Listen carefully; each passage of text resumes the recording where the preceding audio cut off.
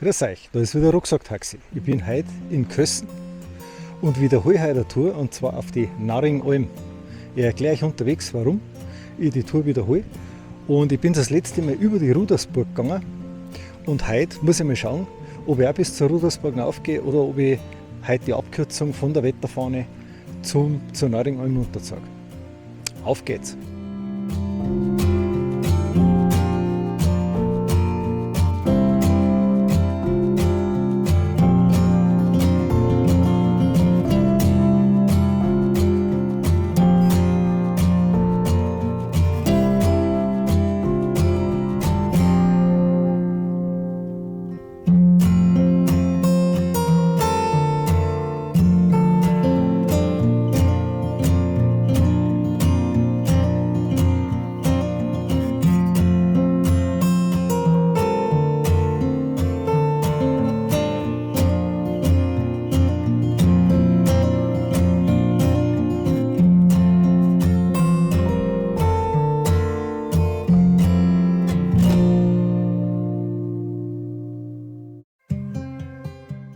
Ihr seht es, die Sonne ist heraus.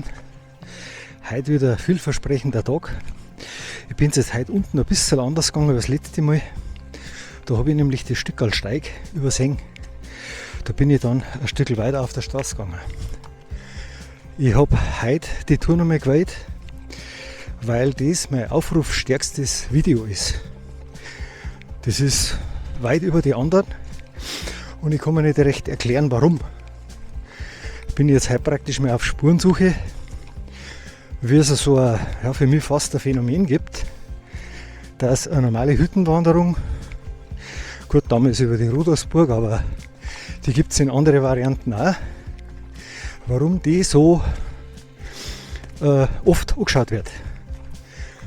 Werde ich heute einmal ergründen. Da überqueren wir jetzt die Straße bloß, weil ich möchte über die Rudersburg Wetterfahne eben gehen und nicht auf der Straße zur Naringalm rauf. Da werde ich später vielleicht runtergehen.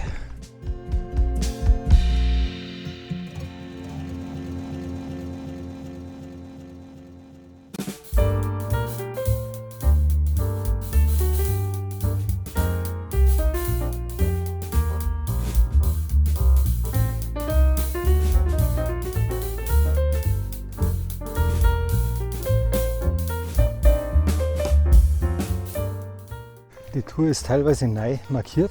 Wir sind auch schon bei der, ich glaube, Hinhager Alm. Da muss ich noch mal genau nachschauen, ob die stimmt. Da müsste mir jetzt gleich ankommen.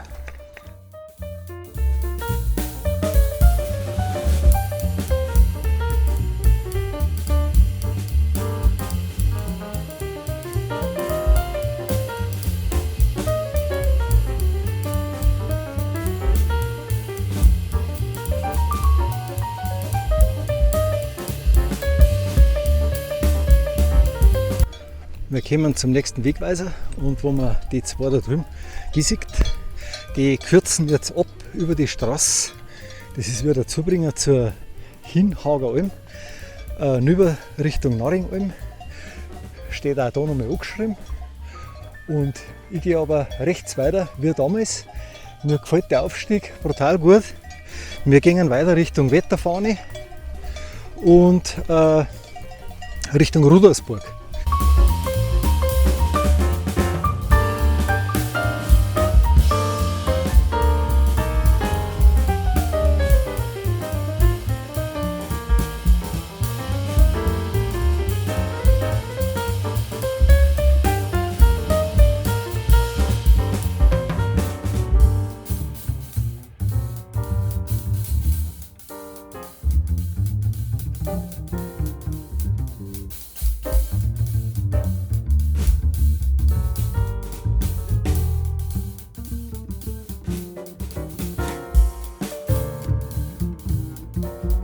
Schusternagel und die kleinen Blüten hauen im Moment noch alles raus, was an Blühkraft übrig ist.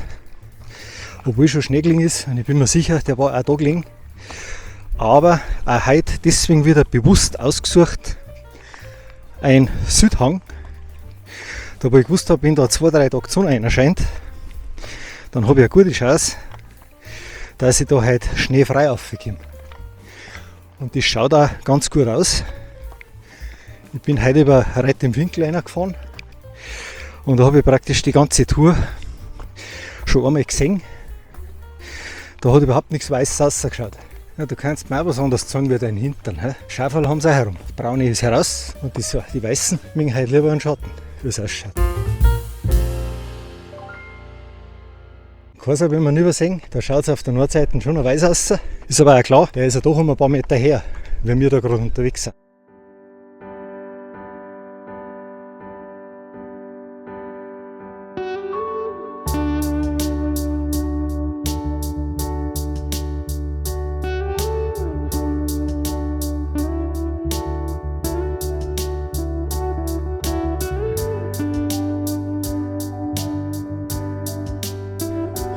Wir kommen der Wetterfahne schon näher. Wir sind jetzt praktisch oberhalb der Hinhager Alm, über die Almwiesen drüber. Da geht es dann herum links, ist aber auch wieder gut markiert. Und da gibt es dann noch mehr einen Punkt, wo man zur Naringalm abkürzen kann, schräg runter. Darauf gibt es einiges an Wacholder. Der gemeine Wacholder, und der ist geschützt. Also da darf man nicht einfach brocken und mitnehmen. Da wollte ich mit einem Spätzl ein Video machen dazu, aber wie so oft kommt man nicht dazu. Der hat einen ganz interessanten Kanal zum Thema Gartenbau. Könnt ihr mal reinschauen. Ein Bayerngarten. Das macht der Christian auf eine ganz coole und witzige Art und er ist bestimmt informativ dazu. Jetzt kommen wir rauf zu dem Schüttel. Da ist jetzt die Naringalm links unten angeschrieben. Das ist ein schmaler Steig und den habe ich in der Karte nicht gefunden. Wie gesagt, ich möchte auf die Wetterfahne gehen. Und tatsächlich auch wer jetzt bevorzugt, dass er zur Naringalm runtergehen möchte, für den rentiert sich der kleine Abstecher, finde ich schon, weil durch die Baum sieht man es schon durch. Die Wetterfahne steht da herum wegen dem Segelflugplatz Schleching. Die brauchen es natürlich, weil in die Berg die Windverhältnisse stark unterschiedlich sind auf unterschiedliche Höhen. Da ist es richtig windig herum. Da werde ich mich eher nicht aufhalten. Wir sehen von da außen über auf den Geigelstor im Hintergrund. Der ist noch ganz schön weiß. Daneben schaut der Breitenstor noch raus. Und da sehen wir jetzt in der Bildmitte die Rudersburg. Wie gesagt, ich gehe jetzt da weiter. Ich möchte runden zur Naringalm gehen. Und wer dann das Stückerl jetzt hintergehe, dann geht es runter und dann entscheide ich, ob ich noch rechts Richtung Rudersburg hintergehe oder nicht. Es ist auf jeden Fall eine schöne Hüttenrunden, wo ich sicher kurz einkehren werde. Laut Internetseiten hat er offen und da gibt es eine kleine Ankündigung von mir. Ich habe seit 2 Jahren eigentlich Listen mit Hütten und Webseiten und Kontaktdaten. Die werde ich in meine Touren von Rucksacktaxi integrieren, sodass ihr praktisch nicht bloß bei der Tour die entsprechenden Hütten findet, sondern eventuell auch direkt nachschauen könnt, was für Hütten gibt es. Und da sind eben alle Webseiten, wo ich schon einmal war, bündelt in einer Liste verfügbar. Das werde ich euch veröffentlichen, dann könnt ihr da auch wieder reinschauen. Da sieht man es auch wieder. 2 abgebrochene Äste an der Buch. Da geht man drunter durch. Da heißt es einen Blick auf die Bruchsteine haben. Der eine ist ganz abgebrochen, der war nicht mehr die große Gefahr. Der andere hängt oben noch an so einem Rindenstückel. Da geht man mit einem mulmigen Gefühl unten durch. Gerade weil heute auch wieder ein bisschen ein Wind geht. Und da kann es sein, dass der den letzten Schubser gibt. Kann ich euch nur empfehlen. Passt ein bisschen auf, auch wieder den Blick nach oben haben. Obwohl jetzt das Wetter wieder so toll ausschaut und alles nach Friede, Freude, Eierkuchen riecht. Das ist keine Garantie. Zurzeit hängt noch so viel Scheiß da oben, der einem auf den Kopf fallen kann.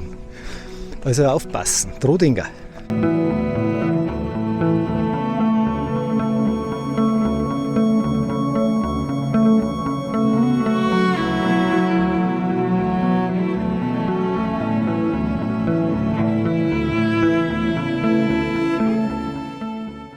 Da sehen wir rüber auf den Karkopf. Da war ich damals durch einen Zufall dabei, wie das Gipfelkreuz aufgestellt worden ist.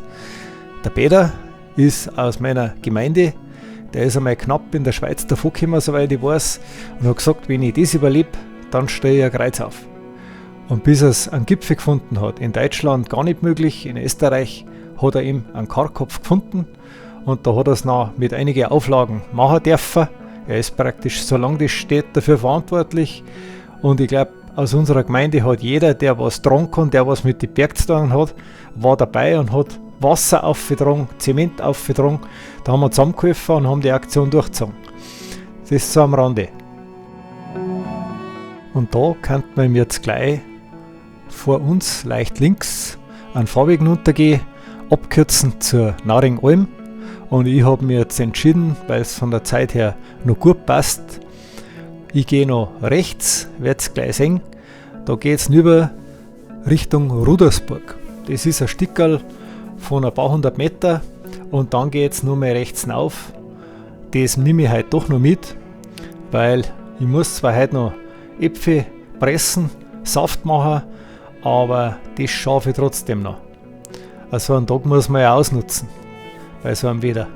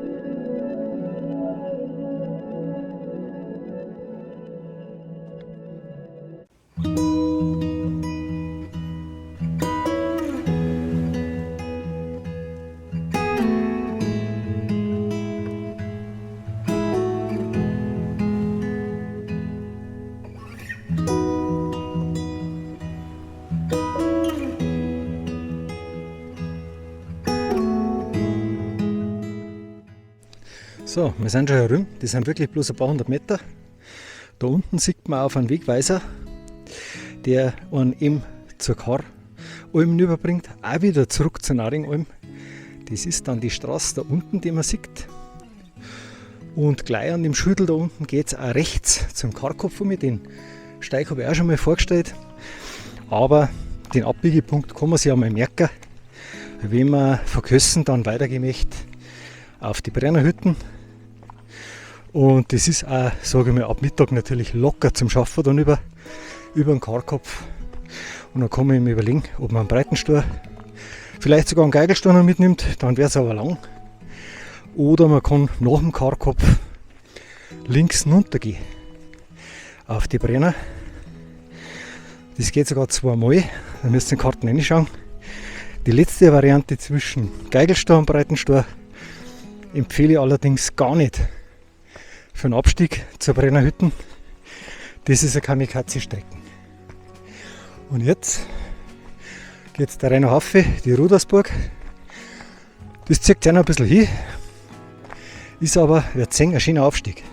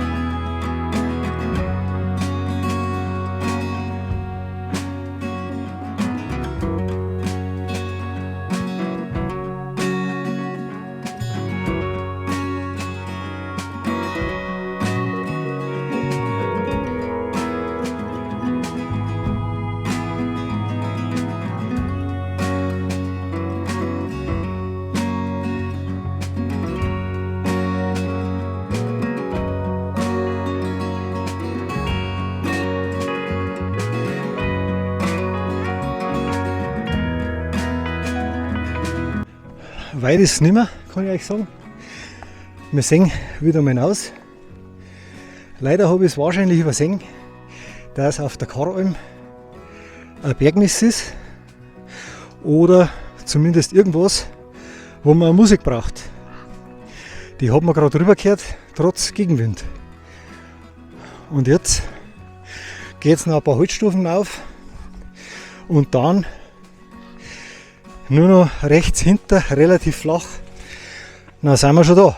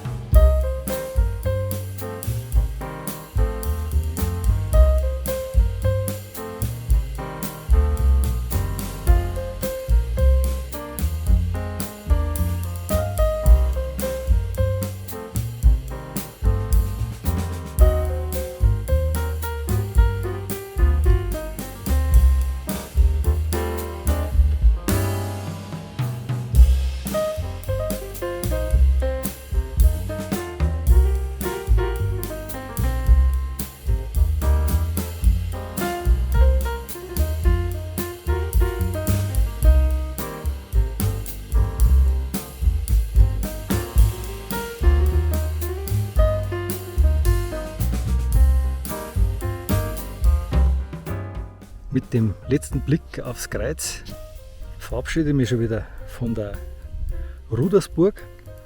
Ich gehe jetzt wieder runter und zwar eben zurück bis zu dem Punkt, wo wir eben dann wieder zur Naringen runterkommen. Und werde jetzt runter zu auch noch vereinzelt Aufnahmen machen. Der Weg zurück ist eigentlich klar bis dahin und ab da zeige ich euch dann natürlich noch, wie man zur Naringen runterkommt. Und dann bin ich einmal gespannt auf die Aussage vom Wirt oder Wirtin zu meinen paar Fragen, die ich habe.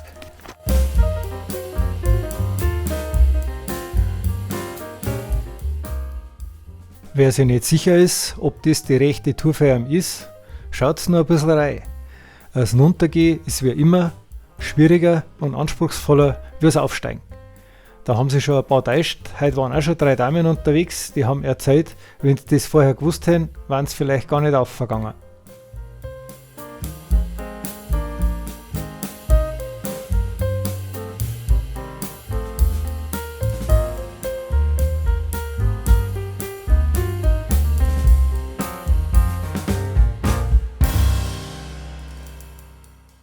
Wir sind wieder zurück, wo wir vorher von rechts runtergekommen sind und eben nach rechts abgebogen, wo ich jetzt herkomme.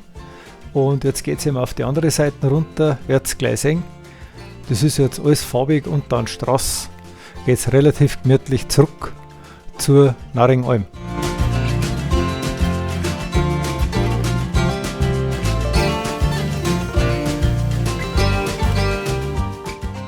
Ich glaube, man gespannt schon ein bisschen, dass es mir pressiert. Ich habe einen Durst. Ich möchte jetzt schauen, dass ich in den Naringalm komme und dass ich da, naja, eine halbe Radler wird es schon geben, meine ich, für mich. Da geht es jetzt noch ein paar so Kurven auf dem breiteren Weg, wo ich gerade unterwegs bin. Und dann geht es auf der Straße weiter runter. Und die Straße, die man da unten sieht, das war für uns dann rechts weg, die führt zur Ottenalm rüber und nach Walchsee.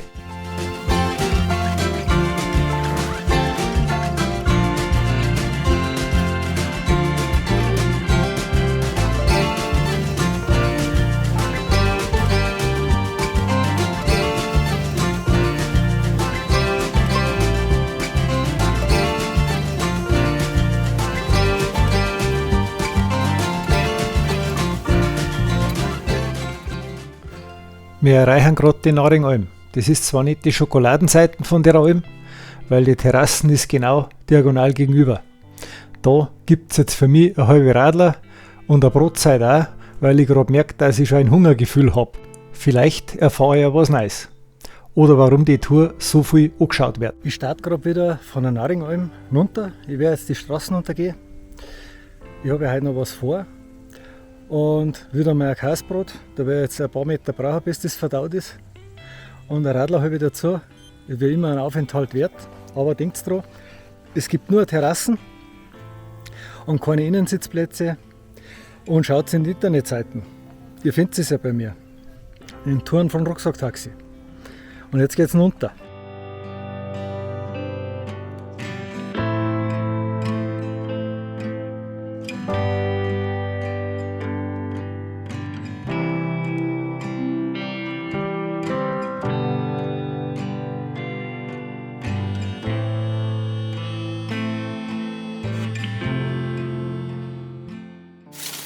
Ich verabschiede mich wieder und sage danke fürs Zuschauen. Vergesst bitte nicht, den Kanal zu abonnieren und viel Spaß beim Nachwandern. Schaut euch einmal die Liste Touren von Rucksacktaxi an. Sie ist sortierbar, filterbar. Ihr könnt euch besser informieren als wir nur in einer Wander-App.